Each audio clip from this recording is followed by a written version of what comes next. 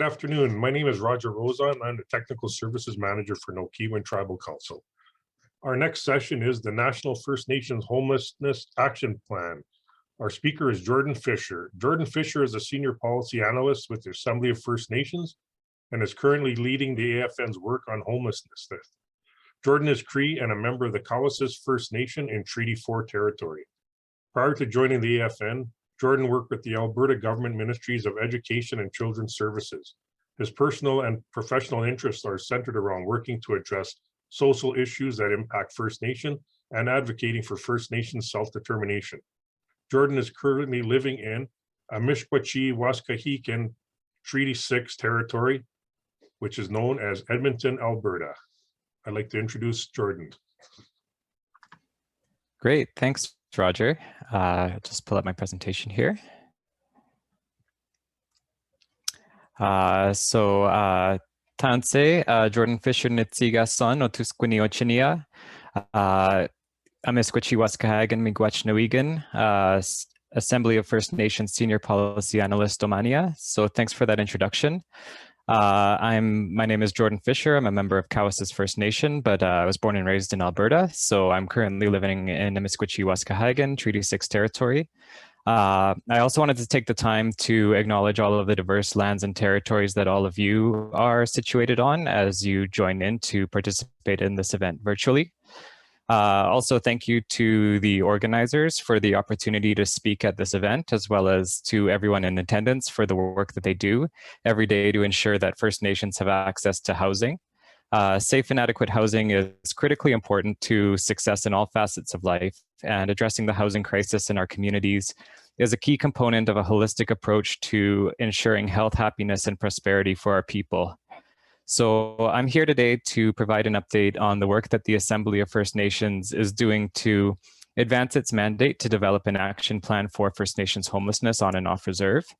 Today, I just wanted to provide a brief update on the work that has been done on this initiative to date and to look at some of the steps, the next steps that we're taking to move this work forward. So we're still in kind of the very initial stages of this work. I think as probably everybody can relate to, COVID has sort of impacted our timelines since the resolution that we got in 2019, but we're currently very much immersed in moving this work forward, and we have a lot of pieces of work that I wanted to update you on today.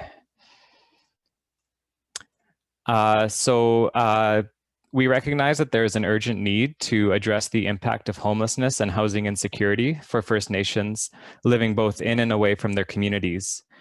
We also know that these issues disproportionately impact First Nations due to the historic and ongoing impacts of colonialism and systemic racism. And this includes the underfunding of housing and infrastructure, as well as social services for First Nations. Personally, I think it's unacceptable that First Nations continue to lack access to safe and adequate shelter on their own traditional lands and territories.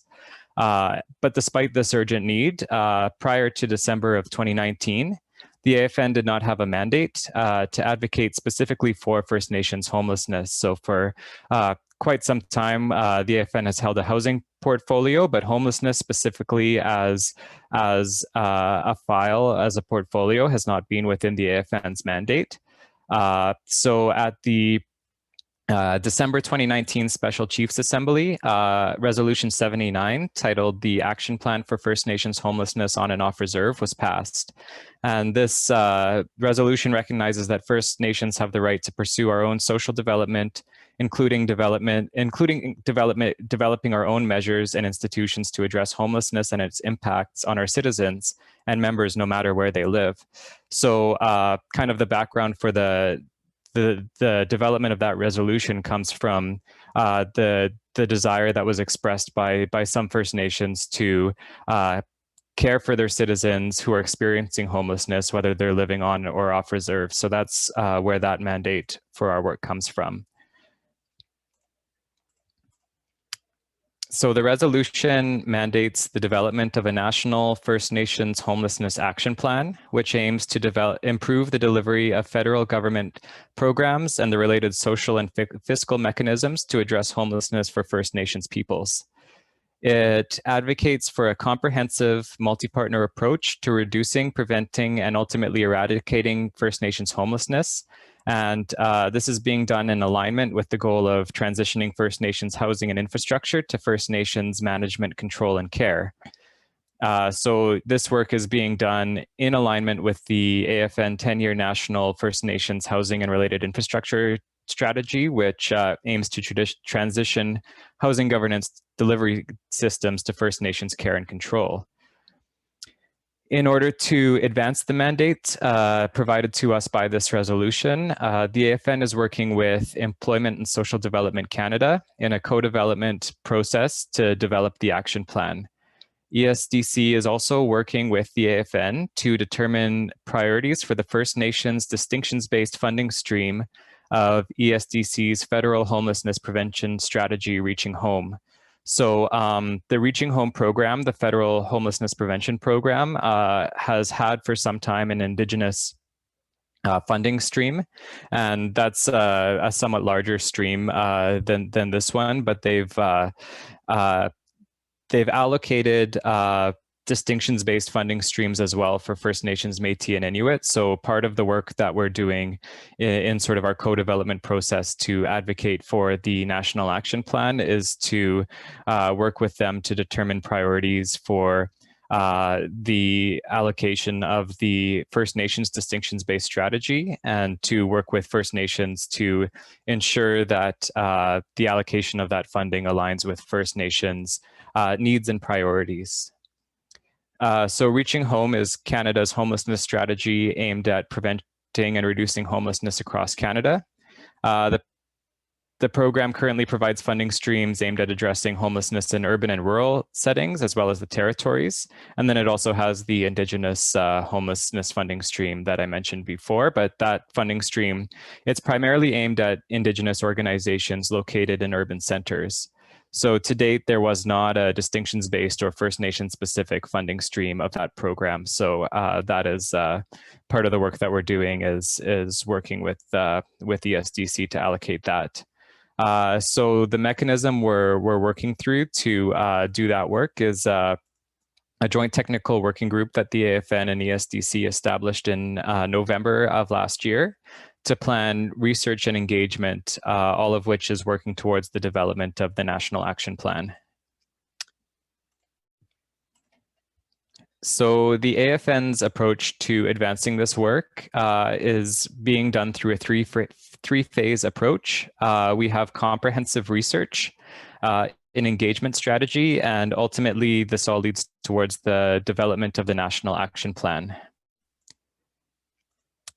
So the first phase that I mentioned, the research phase, is currently underway. Contracts have been signed to carry out 3 separate but related research projects on First Nations homelessness.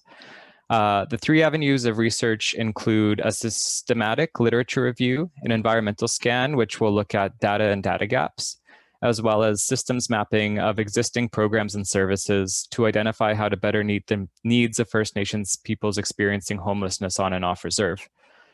These projects aim to strengthen our understanding of how the experience of homelessness specifically impacts First Nations, how the experience of homelessness may differ on and off reserve or for First Nations living in and or away from their communities, how existing programs and services aimed at addressing homelessness currently serve First Nations, as well as other information that will help to inform a distinct approach to addressing homelessness for First Nations.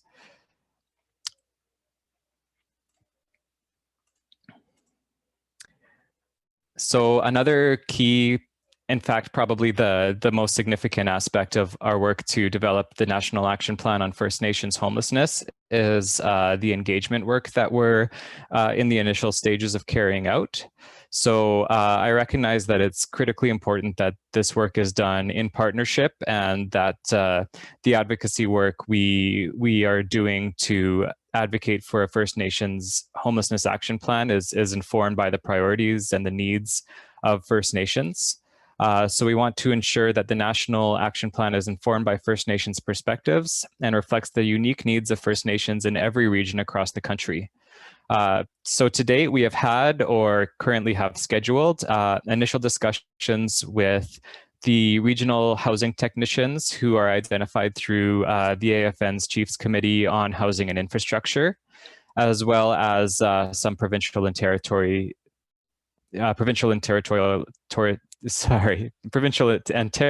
organizations, and we've had initial discussions with representatives or have planned discussions within all of the AFN regions, and we're currently working on planning some larger engagement sessions that will allow us to hear from First Nations leadership and technical staff within each region. And we've also heard through these initial discussions that these sessions and conversations should also include representation from governments at both the provincial and federal levels, as well as service providers. So we're currently in the process of planning those engagement sessions and kind of feeling out what those are going to look like, the scope of them. And I think there's also room for within the next year or so additional rounds of engagement that might even include some in-person sessions if the circumstances around COVID-19 allow for that. So we're also kind of through this process, and this kind of has to do with the kind of next round of engagement sessions that I referred to. We want to make sure that we are also seeking out ways to engage at the local and community level in each region, including talking to First Nations members with lived experience with homelessness. So kind of our initial round of engagements is primarily targeted at the political and the technical level, but we want to make sure that we have those community level discussions too eventually. And our engagement plan also includes looking for ways to have discussions and to gather feedback through avenues beyond just these kind of one-off engagement sessions.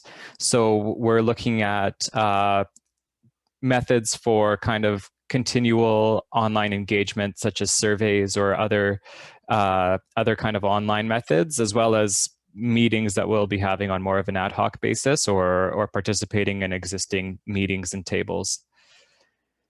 And finally, I wanted to highlight that the AFN is planning a National First Nations Homelessness Symposium scheduled for June 7th and 8th. This symposium will allow us to provide further updates on this work, as well as to share information on a national scale. We're going to hear from advocates, service providers, government, as well as First Nations individuals with lived experience with homelessness. And this symposium will provide us with an opportunity to continue to build our network and to help coordinate engagement activities going forward. So I invite all of you to mark those dates on your calendar. That was June 7th and 8th. And please check back on the AFN website for more information. We're right now in the process of developing some content to go up on the AFN website and some save the date materials to be sent out. So there should be some more information on our website about the symposium shortly. So I'm going to leave my contact information up here as well. If you have any questions kind of in addition to or after today's presentation, please don't hesitate to get in touch. Like I said, this work is work that I feel needs to be done in partnership, and I am easy to get a hold of, so my information is all right there. So I'll just go to my last slide, but then I'll come back to this one and leave it up. So Ekosepitima Kitatamehin, thank you so much for all your time, and I invite any questions that you may have. So I'll just go back to the slide with the contact information there.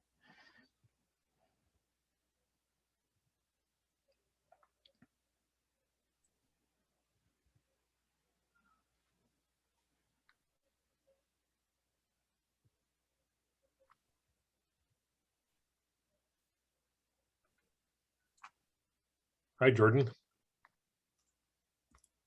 Hi. Hi, there's a few questions that are here. Great. One question is, what are the timelines for developing and implementing the National Action Plan for First Nations homelessness? So the current timelines that we're working with are, well, as I mentioned, the engagement the research process is currently underway. So the 3 contracts we have for research, we expect to be wrapping these up in August. So we'll have some kind of initial results, and we're going to start thinking about the ways that we can wrap these up into sort of some communications or maybe presentations so that we can share these as well.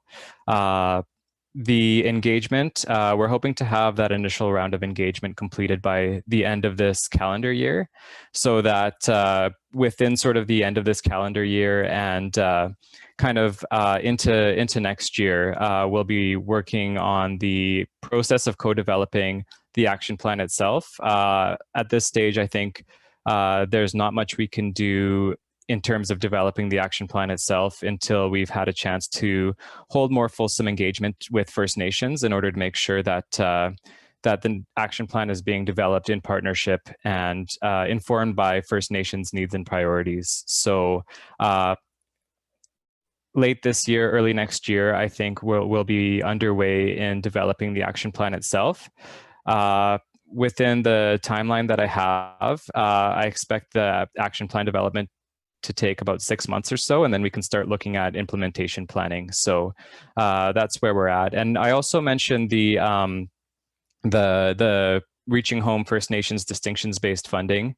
So my kind of hope for that funding is that funding helps to influence the direction of the National Action Plan as well, that it funds projects that can be scaled up and can help to influence the direction we take in advocating for further and more sustainable and adequate funding down the road as part of the action plan.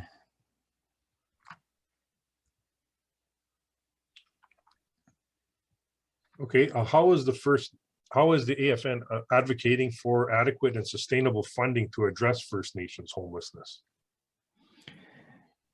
Yeah, so one thing the AFN has done recently is we've been advocating for a First Nations distinct carve-out of the Rapid Housing Initiative, the federal government program that I think they provided some information about it at this session, but there was not a distinct First Nations, even although they did say that they were prioritizing Indigenous communities and within that First Nations communities as recipients for the Rapid Housing Initiative, there was not a distinct First Nations carve out of that funding stream. And what we've heard is that some First Nations have had difficulty accessing that funding, and that the proposal process wasn't maybe as streamlined or easy to access as it could have been. So we've been advocating, we have heard from the federal government that there may be more funding as part of that program coming soon. So we're advocating for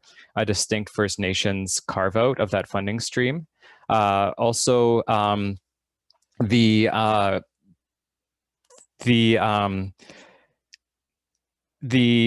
First Nations distinctions-based funding stream of the Reaching Home program, it's not a very big pot of money. It's enough to maybe fund some pilot projects or maybe some research projects here and there across the country, but it's not enough to really put in place the infrastructure, the programs, the services that are needed to fully address First Nations homelessness. So what my hope is for that funding is that it's not the end, it's a means to the end. So that funding, I'm hoping that we can use to fund projects which will help us advocate for more sustainable, more adequate funding, and that funding will be included in a request as part of the National First Nations Homelessness Action Plan. And so we still have, I think, a ways to go to determine exactly what that will look like, but that's kind of the ultimate goal of some of this work.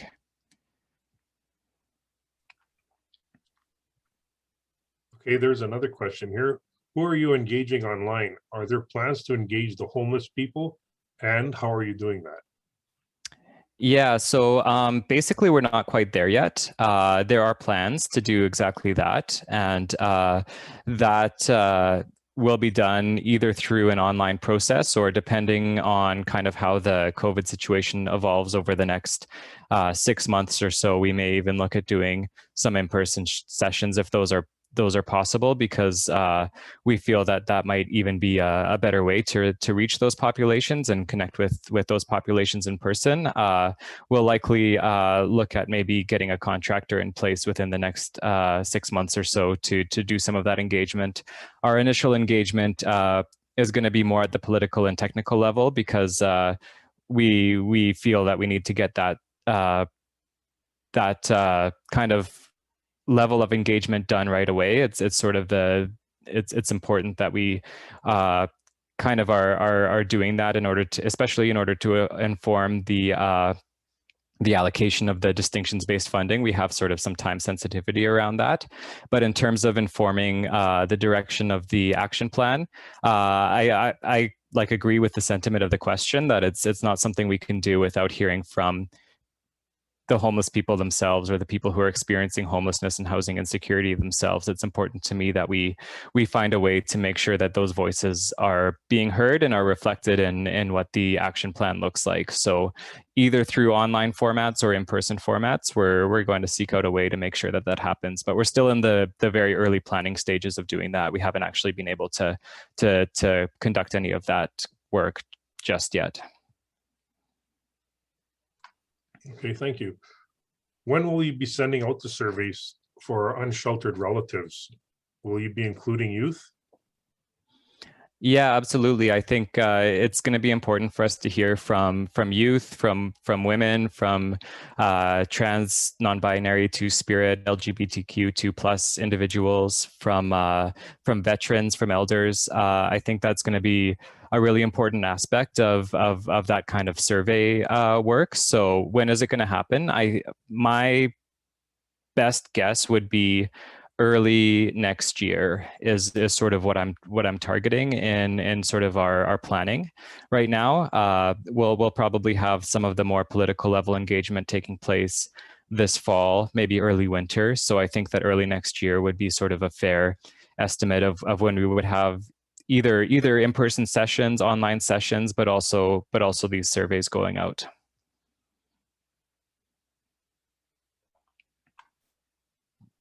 Okay. Where do we find more information on reaching home funding? Is this the program you mentioned was geared to urban centers?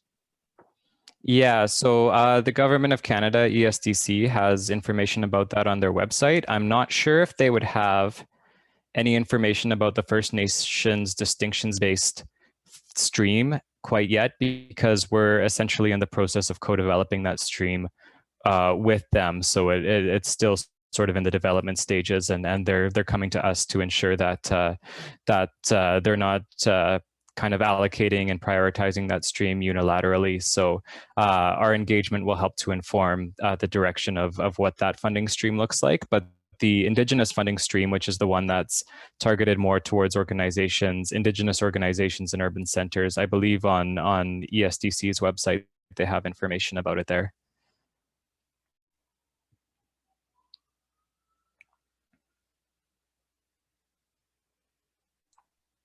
How or who implements urban homelessness programs?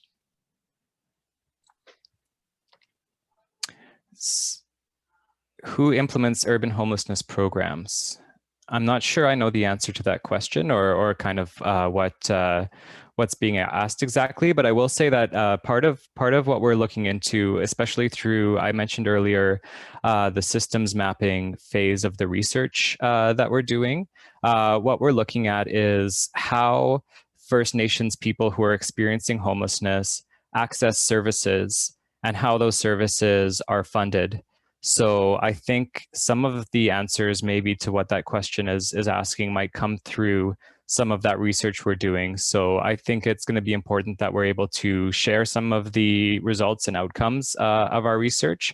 I think we'll be ultimately putting some of this information up on our website, so make sure to keep checking back, but I'll also look into some ways that we can communicate these results out. But yeah, I think a big part of that question is we want to know kind of the scope of services that are out there, both in terms of sort of on and off reserve, kind of across those jurisdictional boundaries, and how they're funded and how people access them, so that we can look at ways to advocate for improving them and improving access.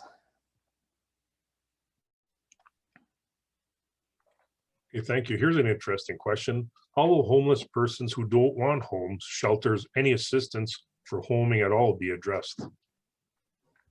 Yeah, that's a really good question, and I think, yeah, we're still sort of in the initial stages of kind of understanding sort of the scope of this issue and the types of solutions that we're looking at implementing as well. I think that sort of recognizing that, and maybe to back up a little bit.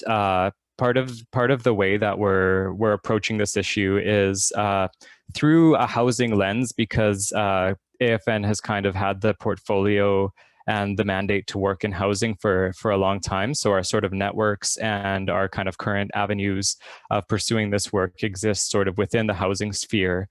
But recognizing that housing or a lack of housing is not the only reason for homelessness, and it's not the only issue that people experiencing homelessness are affected by. There's also sort of this whole suite of social issues that are caused by the impacts of colonialism, the intergenerational impacts of the residential school system. So that's kind of the addictions, the impacts of the child welfare system, people aging out of the child welfare system, the impacts of the 60s scoop, all of these issues that sort of impact how our people experience homelessness. So basically what I'm getting at is the solutions, the services that we're looking at, it's not just about housing, it's about this whole kind of suite of holistic services that that we can look at ways for improving that aren't just about housing, even though I think housing is still a really key part of that equation. So I hope that answers your question there, is that we're trying to look at it from all of those angles and not just from a housing angle, although not losing sight of sort of the importance of housing in that equation. Okay, thank you. How can we access the funding that was mentioned?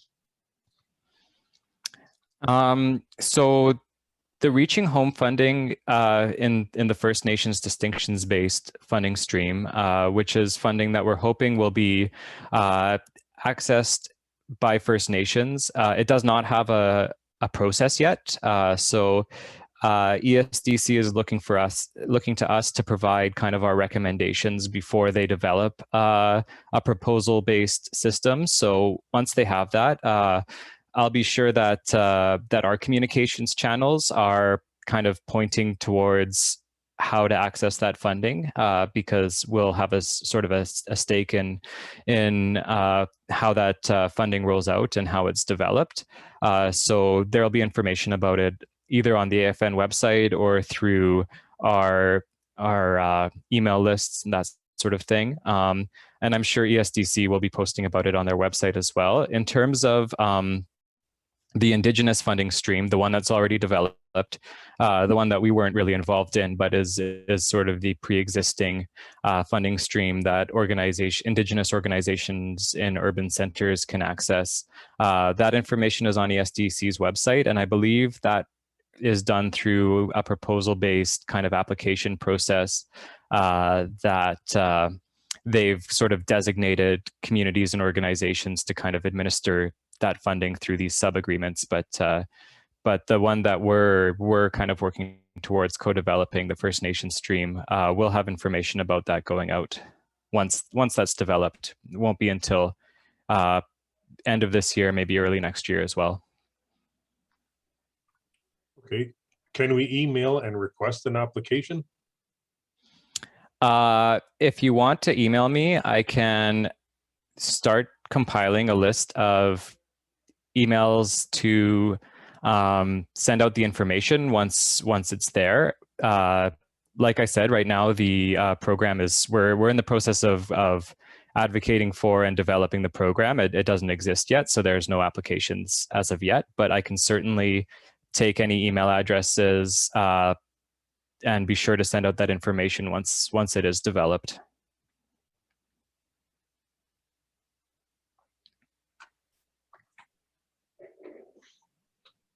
Okay, Jordan, I think that's it for all the questions. On behalf of First Nation Housing Conference, we'd like to thank you. There's a commissioned art print from First Nation artist Daryl Big George that will be sent to you. Oh, wonderful. Thank you. Thank you. And I'd like to remind the audience to write down the code and enter it before closing ceremonies, so they'll get entered into the draw for the Google Chromebook, Yeti products, power tools, and much more. The code is maintain.